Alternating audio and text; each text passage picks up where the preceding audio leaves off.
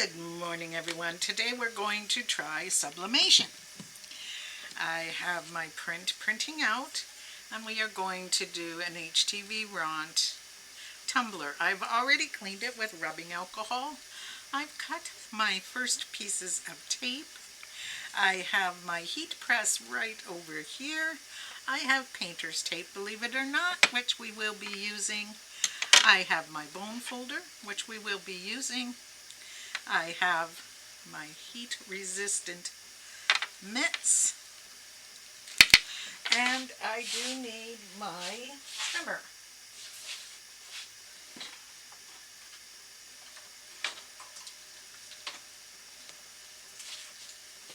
So I hope you guys are having an awesome day. I know that my day has been going very well indeed. And I'm just moving right along. We've started our Christmas decor. So I've been having fun doing that. Now, I got this wrap method from Sublimation Life on YouTube. And one of the things that she calls for after you print your print with a sublimation ink on sublimation paper, in a printer like my 20 Epson 2760 that is just for sublimation, nothing else, never been used for anything else, never will be. Then you take it, give it a couple of seconds for that ink to really set and dry. Keep in mind this. The color looks dull. It will not be dull when you heat press it. So her method calls for us to cut off the top and the left hand side. So I'm going to do the top first. Okay, Charlie, that's enough. Lay down. And what I am going to do is I'm just going to line it up and just remove the white section. Okay? So here we go. Very gently, just going to remove the white. Now this was printed at 9.36 by 8, in case I forgot to mention that. Oh, 1 second, please. Technical difficulties. Charlie, get down. Down. Go on. Thank you. Good boy. Be a good dog and go lay down. Now, like I said, the left-hand side. So once again, just lining it up at the top. I do need to move a couple of items here for it to fit. Just going to flip it over and cut off the left-hand side. There we go. And now we can remove this. We are all done with it.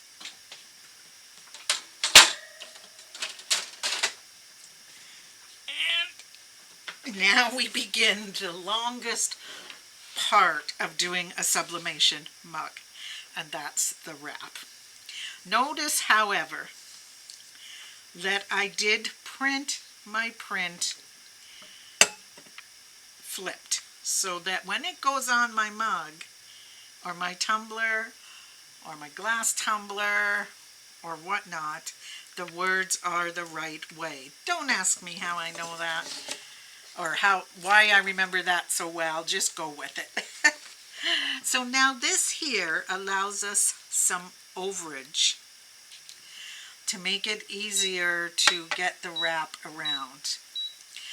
That's just my heat press telling me that it's been ready for too long and now it wants to shut off, which is fine. It'll cool down a bit.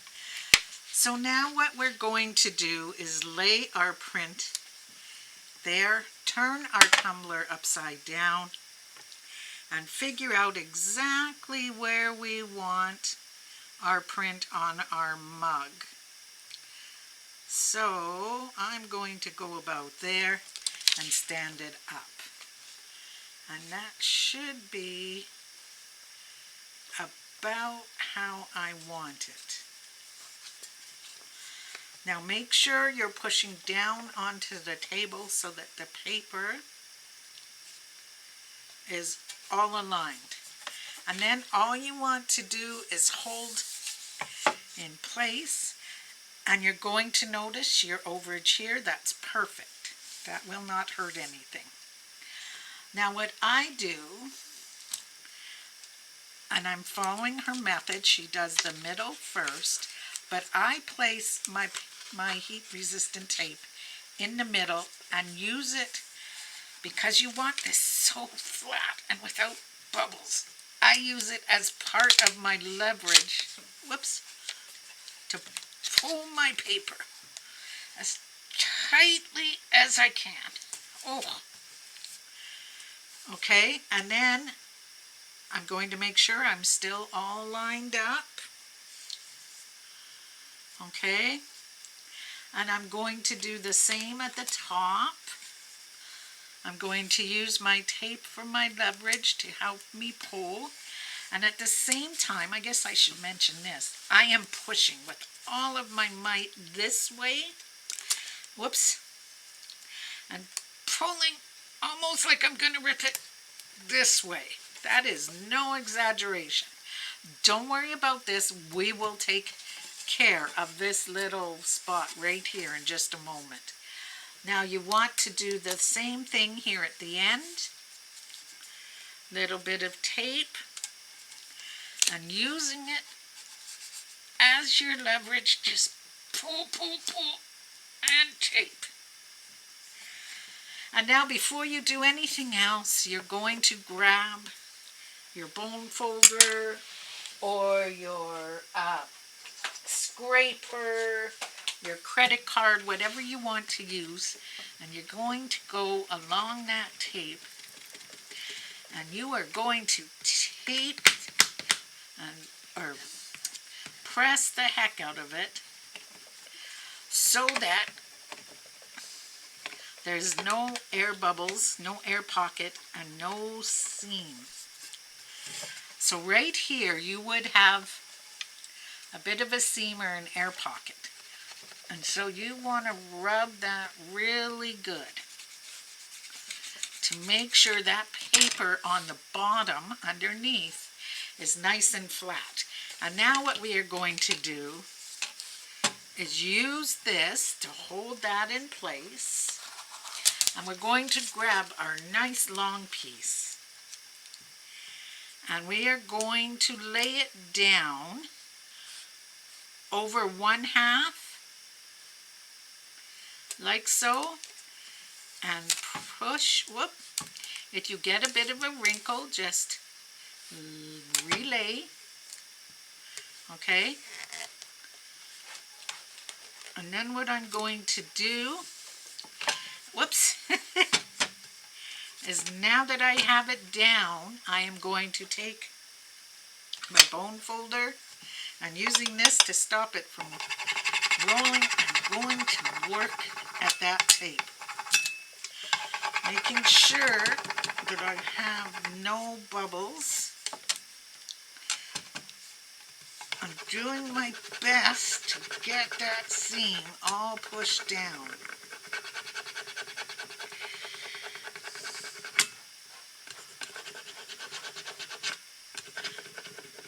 I do not believe that there is such a thing as pushing too much unless you push so much that you rip through your paper.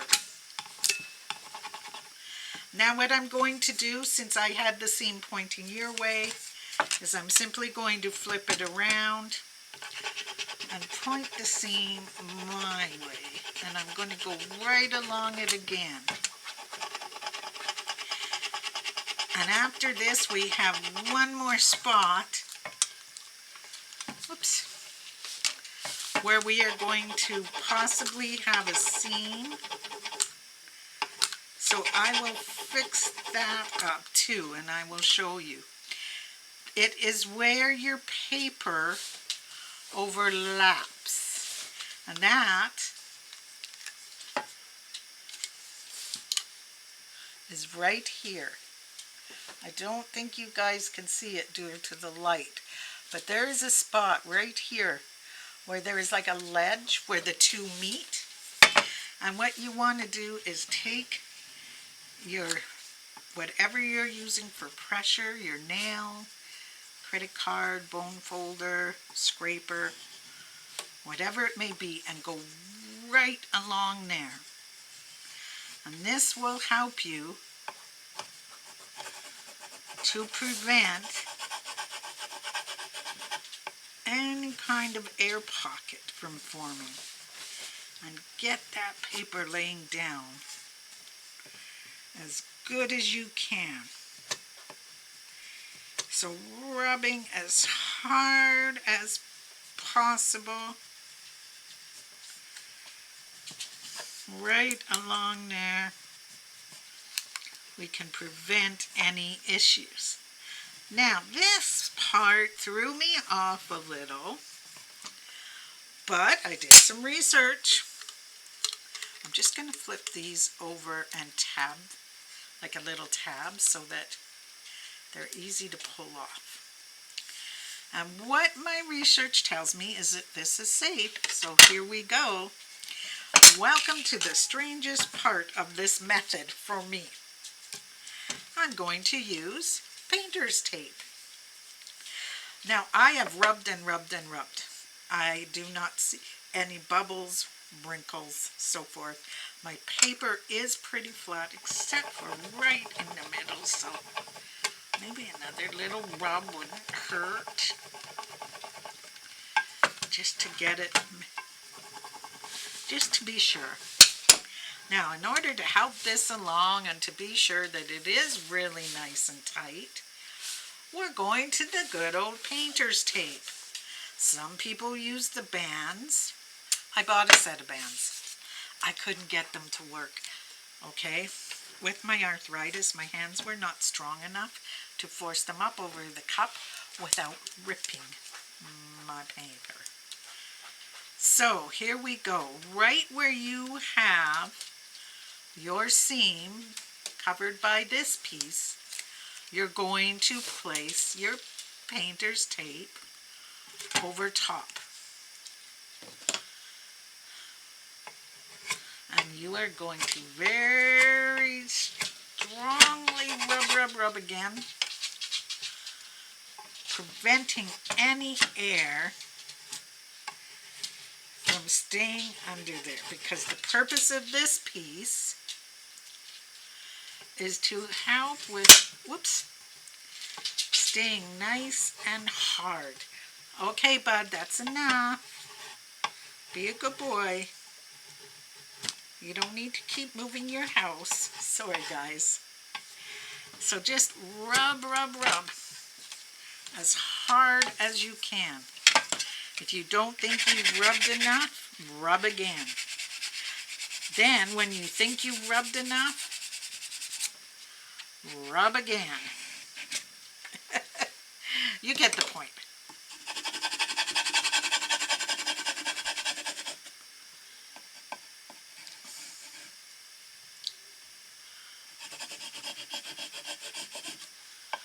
Now, what I was afraid of was that the painter's tape would not survive the heat. But I am told that it is fine, and I am going to trust the people who know. Now, we're not done with the painter's tape. First things first, we're going to do the top. And what we are, here's my scissors, just to start with. What we are going to do is grab this and go right around the rim. Okay, but as we're going to make sure we're lining up with the top edge. We're not going over the edge, we're not folding it over, nothing like fancy or hard or whatever the word may be for you, like that. But we are, once again, making sure to secure that tape down, because this tape is what's going to hold your edge to the edge. Now, I will warn you now, my painter's tape is a bit on the old side, and therefore it may rip before I am completely around, in which case I will just overlap the rip and carry on, making sure that I rub as hard as I can once again.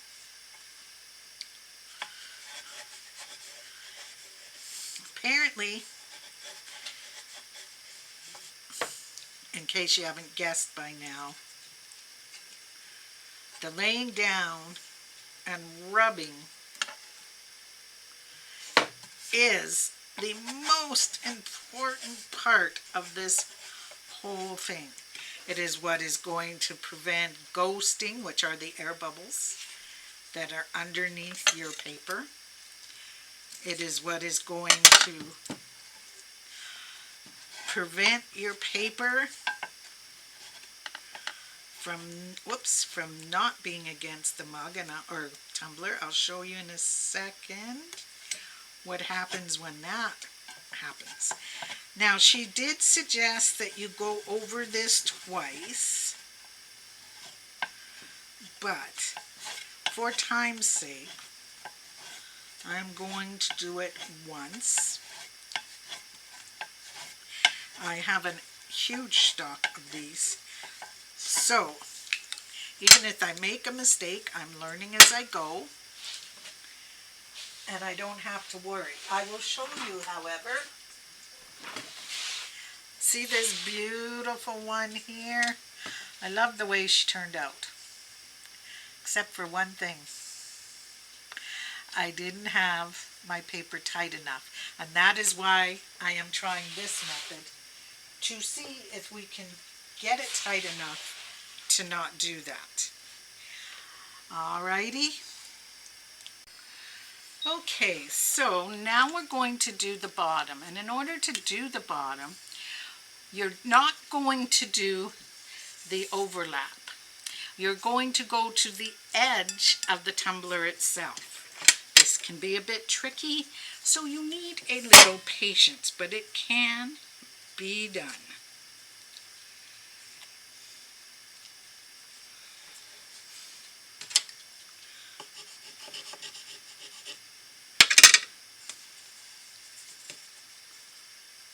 I'm going to turn it back towards me now that I've got it started, and I can kind of see the shadow when I hold it up like so. Like I said, it can be a little tricky, but patience will allow it to get done. Okay. This time I will go back and push really hard again with my bone folder. I needed to just keep rolling because for me this part here, the rolling around, is the hardest part.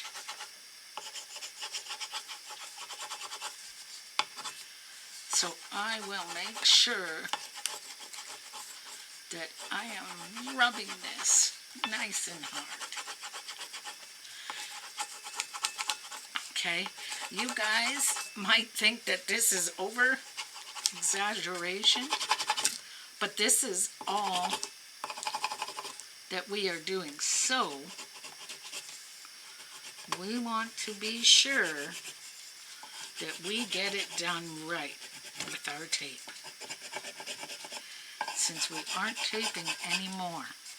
Well, there'll be one more piece of tape, but you'll see in a sec. It is not what you were thinking. And I'm just going to double check and feel my seam again, right along there, just to be sure.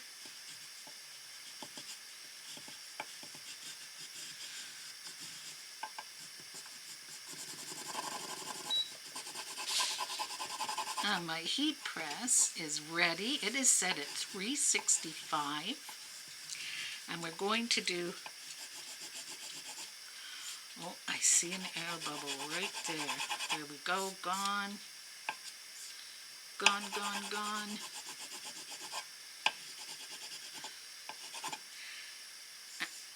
We are going to do 365 for 40 seconds. Rotate our tumbler and do 365 for 40 seconds. Now behind me, oops. Oh dear. Where did that fall to, Charlie? Right here. It fell down. I have this. It is my heat mat, and I have my silicone mat. And this is where that one piece of tape comes in, because I want to, number one, know that I am protecting my press from any blowback on the paint, the sublimation ink, sorry. And number two, I put this at the top, and then when I rotate, it's easy for me to tell that I've rotated all the way around. Okay, so heat resistant gloves. Here we go. I know they're such a fashion statement these days. Let's get them on. Let's say a prayer that I had enough coffee this morning to make this right. Let's push this in.